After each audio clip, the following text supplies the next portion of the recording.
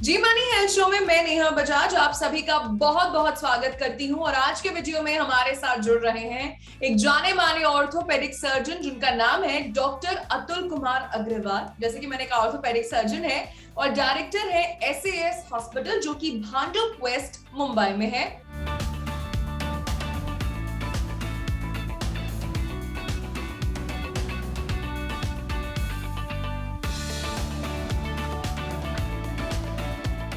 Doctor Agarwal, आपका बहुत बहुत स्वागत है। Thank you. And doctor Agarwal, आज हम बात करने वाले हैं स्लिप डिस्क के बारे में। एक ऐसी प्रॉब्लम जिससे जब लोग फेस करते हैं तो बड़ी दिक्कत होती है। सो हमारे सभी दर्शकों को आप ये बताइए, what is exactly a slip disc? See, God has given us 33 vertebra और उसमें between every vertebra there are cushions, so that they act like a beautiful shock absorbers and they are called as discs. So because the God has protected our spinal cord inside the vertebra. So suppose one person has a fall, he will never injure the spinal cord. So the shock absorbers are there.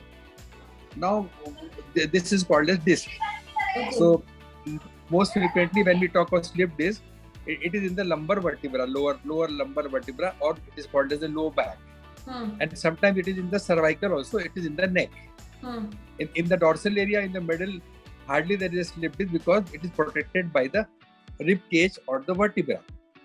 कुदरत ने हमको vertebra या वो दिए हुए हैं और बीच बीच में डिस्क दिया हुआ है और वो शॉक एब्जॉर्बर भी दे दिया है जिससे कि हमारा स्पाइनल कॉर्ड या मज्जा तंतु जिसको बोलते हैं वो बचा रहे।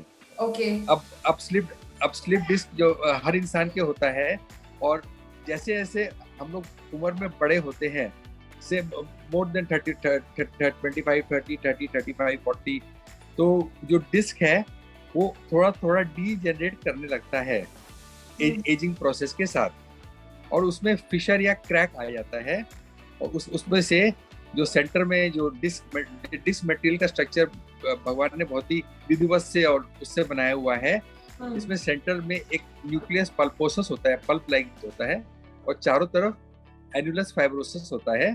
तो वो एनुलस फाइब्रोसिस धीरे धीरे after the age of 40 IMS से वो क्रैक होने लगता है और फिर वन फाइन डे जब पेशेंट आगे झुक के कोई वेट उठाता है या मोस्टली जिमिंग में बहुत ज्यादा कॉमन है, ये जिम्नेजियम में बहुत ज्यादा कॉमन है, या फिर लेडी या घर की लेडी है जो आगे झुक के बकेट उठा रही है सुबह सुबह घर का काम करने के लिए और भारी भारी जो कनस्तर होते हैं ना, कैन्स होते हैं चावल के आटे के, वो आगे झुक के अगर उठा लिया तो जो डिस्क का जो न्यूक्लियस पल्पोसस है वो उसके रास्ते बाहर आ जाता है, तो उसको हम लोग स्लिप डिस्क बोलते हैं।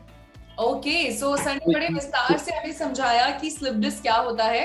अच्छा सर, रप्चर्ड डिस्क और स्लिप डिस्क एक ही चीज है? Actually slip disc is a wrong word. Disc कभी स्लिप होता ही नहीं है। डिस्क के जो एनुलस फाइब्रोसिस जो चारों तरफ के जो वो होते हैं वो रप्चर होते हैं, तो the proper word is a ruptured disc और उसके बीच में से न्यूक्लियस पल्पोसस वो फिर स्लिप करके बाहर आ जाता है और नर्व रूट को यानी कि नसों को दबाने लगता है, जिससे कमर का दर्द और बहुत ज्यादा होता है और पैरों की तरफ जाने लगता है, जिसको कि हम लोग सियाटिका भी बोलते हैं। तो अगर देखा जाए तो रप्चर डिस्क या is the right word, slip disc is a very common layman's word. तो सर हम आगे बढ़ते हैं और पूछते हैं आपसे तीसरा सवाल। अगर हम रप्चर या फिर स्लिप डिस्क की बात करें, क्या इसकी कोई स्टेजेस हैं? अगर हाँ तो वो भी हमें बताइए सर। स्टेजेस है, एज आई सेड, 35-40 साल से स्टार्ट हो जाता है। जैसे जैसे एजिंग प्रोसेस होता है, जैसे चेहरे पे झुर्रियां पड़ना शुरू हो जाती है, दांत घसना शुरू हो जाते हैं, उस तरह से 40 इयर्स पे जो स्टेज 1 रहता है वो एनुलस फाइब्रोसिस का जो डीपर फाइबर्स होते हैं वो केवल टीयर होते हैं, तो that is called the stage 1 of the slip disc, जिसमें कि केवल कमर में दर्द होता है लेकिन दर्द पैरों में नहीं आता। फिर उसके बाद स्टेज 2 होता है जिसमें कि पूरा का पूरा एनुलस फाइब्रोसिस या चारों डिस्क के चारों तरफ का जो वो है फाइबर्स वो रप्चर हो जाते हैं, दैट इज स्लिप 2। उसमें बैकएक जो होता है बहुत सीवियर हो जाता है, बैकएक या नेक बहुत काफी सीवियर हो जाता है। और फिर स्टेज 3 में क्या होता है कि वो बाहर निकलने की तैयारी करता है, जो न्यूक्लियस पल्पोसस या बीच का जो डिस्क है, और निकल के बाहर आ जाता है। तो वो स्टेज 3 है। और स्टेज 4 में पूरा निकल के बाहर आ जाता है वो डिस्क का न्यूक्लियस, और वो बहुत बुरी तरह से नस को दबाने लगता है, और इवन पैरालिसिस टाइप का चीज भी हो सकता है। पेशेंट का एक लिम्ब पूरा पूरा सुन्न हो सकता है, कमजोर पड़ सकता है, और वो हिलने लायक भी नहीं रहता है, और दर्द तो इतना सीवियर होता है कि जिसकी कोई इंतहा नहीं है। और अच्छा सर, अगर हम कॉमन साइंस एंड सिम्टम्स की बात करें, अगर किसी को स्लिप डिस्क है, लोअर बैक में या नेक रीजन में दर्द है, इसके क्या लक्षण हैं जो लोग अनुभव करते हैं, और आप सबको क्या कहना चाहेंगे कि कौन से लक्षण महसूस होते ही तुरंत एक ऑर्थोपेडिक डॉक्टर को दिखाना ही दिखाना है? यस, उसके लिए आप सीधा कमर के बल लेट जाए, बेड पे, स्ट्रेट बेड पे, हार्ड बेड पे, और किसी से फ्रेंड या किसको बोले कि मेरा एक पैर उठाओ, राइट उठाओ, फिर लेफ्ट उठाओ, और फिर हाथ उठाओ और वो उठाओ। तो जैसे ही उठाते हैं तो 40-50 डिग्री के आसपास पेन चालू हो जाता है, जबकि नॉर्मली हम पूरा 90 डिग्री 100 डिग्री तक भी उठा सकते हैं लेग, लेकिन वो 40-50-60 डिग्री से दर्द चालू हो जाता है। तो कमर का दर्द पैर में रेडिएट करने लगता है, और गर्दन का दर्द हाथ में रेडिएट करने लगता है। तो ये एक कॉमन लक्षण है स्लिप डिस्क का, बहुत ज्यादा, कि कमर में, और हमेशा यूनिलैटरल होता है, ये एक साइड में होता है। अच्छा। ऐसा नहीं हो सकता कि दोनों पैर में एक साथ हो, it's extremely rare and not possible actually. तो एक साइड में होता है वो। तो इससे पता चल जाता है कि ये हमारा दर्द, कमर का दर्द पैरों में आ रहा है।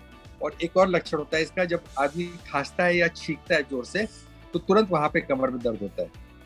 ये भी उसका एक क्लिंचिंग फीचर है, डायग्नोस्टिक फीचर है। और अनफॉर्चुनेटली एक्सरे काफी यूजलेस होता है, कुछ खास पता नहीं चलता उसमें। बहुत ही क्रोनिक स्टेज में जब गैप कम हो जाता है तभी पता चल पाता है। तो x-ray is also quite useless. But जैसे पेशेंट को लगे कि उसका दर्द, कमर का दर्द पैर में आ रहा है या गर्दन का दर्द हाथ में आ रहा है, तो उसको डॉक्टर के पास कंसल्ट कर लेना चाहिए। ओके, सो देखिए, लक्षण महसूस होने पर आप डॉक्टर को तुरंत दिखाएं। डॉक्टर अतुल, अगर हम आजकल के लाइफस्टाइल की बात करें तो सेडेंटरी लाइफस्टाइल है, हम एक ही जगह घंटों अपने लैपटॉप के आगे बैठे रहते हैं, फिजिकल एक्टिविटी भी कम है। क्या ये भी एक कंट्रीब्यूटिंग फैक्टर है? ये सबसे बड़ा कंट्रीब्यूटिंग फैक्टर है। ओके, खास करके गर्दन के और सर्वाइकल के लिए। इसके लिए आजकल स्पॉन्डिलाइटिस की और स्लिप डिस्क की डेफिनेशन ही बदल गई है। पहले इंजरी से होता था, आजकल लैपटॉप पे घंटों घंटों बैठे रहने से होता है। और in America, in UK, laptop is band for more than 2 hours usage in a day. You can't use a laptop for more than 2 hours in a day, and it is, like in a week 14 to 15 hours. That is the maximum. अब वो India में 10 घंटा 12 घंटा लोगों को बैठा देते हैं लैपटॉप पे, which is criminal. I totally agree. अच्छा सर, अब हमने बीमारी के बारे में बात की, अब मेरा आखिरी सवाल आपसे है इसके उपचार यानी कि ट्रीटमेंट के लिए। क्या ये क्योरेबल है? कितना लंबा ट्रीटमेंट चलता है? सर्जरी होती है? Yes. क्या होता है? ये 100% क्योरेबल है, and it is one of the easiest disease to be treated, provided you reach the doctor in the right time. अभी आप स्टेज 4 में जाओगे, जब पूरा डिस्क पूरा बाहर आ गया, आपको पैर में सुन्न हो गया है और लकवा टाइप हो गया है, तो फिर डेफिनेटली ऑपरेशन की भी नौबत आ सकती है, और बहुत लेट हो जाता है। लेकिन ठीक 101% होता है, there is no doubt about it. So initially we resort mainly to the physiotherapy, like TENS stimulation, IFT stimulation, short-wave diathermy, and very gentle exercises of the back, and anti-inflammatory analgesics, with beautiful muscle relaxants, hard bed persona. And the main thing right on the top is, I would say, is get your calcium and osteoporosis checked, and you have to take a complete bed rest. Just like you have to take a complete bed rest in viral fever या jaundice. तो कितने दिन तक लेना पड़ता है sir bed rest जब इसका पेन ज्यादा होता है? 2 weeks. ओके, वही सारा चक्कर वही तो है। अभी ऑफिस गोइंग आदमी है आज के जमाने में, 2 weeks कोई कैसे बेड पे रह सकता है? तो इसलिए लोगों को तुरंत इंस्टेंट ट्रीटमेंट चाहिए होता है। तो इसके लिए लोग आते हैं और हमको बोलते हैं, भैया हमारा माइक्रोस्कोपिक डिसेक्टमी कर दो, या हमको लोकल स्टेरॉइड के इंजेक्शन दे दो उसी जगह पे, ताकि हमारा इन्फ्लेमेशन कम हो जाए और बेल्ट वगैरह लगा के हम काम पे जा सकें। तो इस तरह से हम कोशिश करते हैं कि पेशेंट को थोड़ा जल्दी काम पे भेज सके। लेकिन वो 1 week का रेस्ट तो फर्स्ट अटैक में करना पड़ेगा, उसको देयर इज नो कॉम्प्रोमाइज दिखता है। So, डॉक्टर अग्रवाल ने आज हमें स्लिप डिस्क के बारे में बताया, कॉजेस बताए और ट्रीटमेंट भी बताया। और डॉक्टर अग्रवाल, हम आपको थैंक यू कहना चाहते हैं, आपने अपने बिजी स्केड्यूल से कीमती वक्त निकाला और जी मनी हेल्थ शो में आप हमारे साथ जुड़े। Thank you so much. So ये थे डॉक्टर अतुल कुमार अग्रवाल, जिन्होंने हमें स्लिप डिस्क के बारे में बताया, ट्रीटमेंट बताया, कॉजेस बताए, सेडेंटरी लाइफस्टाइल को सबसे ज्यादा बड़ा कंट्रीब्यूटिंग फैक्टर बताया। आई होप आज का वीडियो आपको बहुत पसंद आया होगा। कमेंट बॉक्स में अपना फीडबैक जरूर दे सकते हैं। किसी और विषय पर चर्चा देखना चाहते हैं वो भी बता सकते हैं। ऑन दैट नोट, मैं नेहा बजाज आपसे लेती हूँ इजाजत। मिलेंगे जी मनी हेल्थ शो के एक नए वीडियो में with a new super specialist, new medical expert. Till then keep watching Zee money health show. अच्छी सेहत हमारा वादा।